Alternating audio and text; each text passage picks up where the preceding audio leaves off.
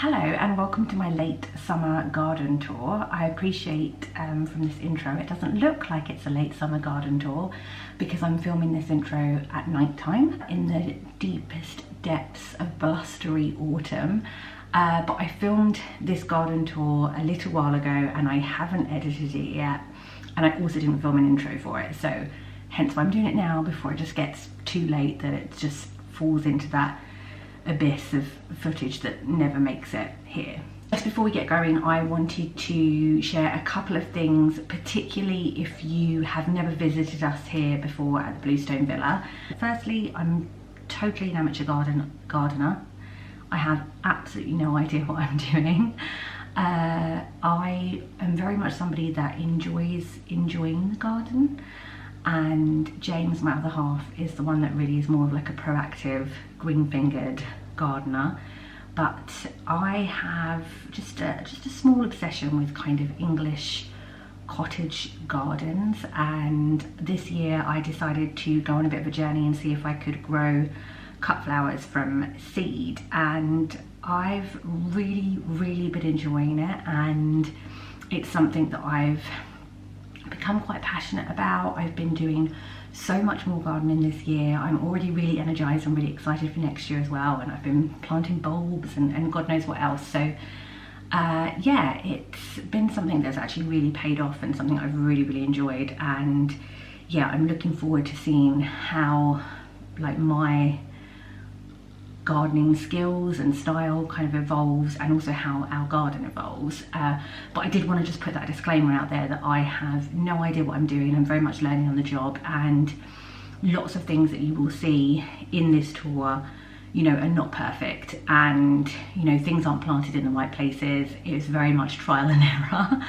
If you've got any tips for me though, I'd love to hear them, so just drop them in the comments below.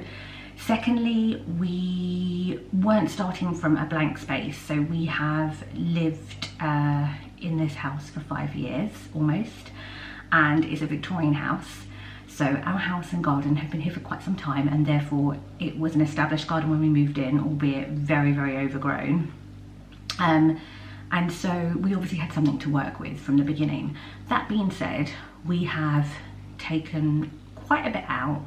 We've moved stuff around, we've created new spaces, and I feel like we've put our own stamp on it. So we've kind of treated it like a blank space, but it wasn't a blank space originally. And then lastly is that we live in a town. So it's not a massive garden, but I actually think it's a really good size garden for our location. And it's also really peaceful. One of the things that I really love about it is how tranquil it is, how much it actually feels like you are in a rural location rather than in the middle of a town.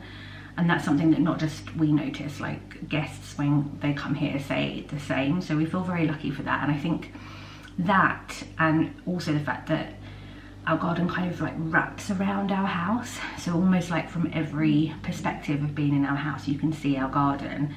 I think that also really lends itself to kind of my, you know, dream of having kind of a bit of a cottage style garden. I have to admit though, it's not James's dream. James would like one of those really contemporary gardens, and I fear that one day we might end up down that route, but for right now we're definitely just following what I'm doing. So yeah, so I just wanted to share those things before I took you around, as I said, especially if you've never been here before.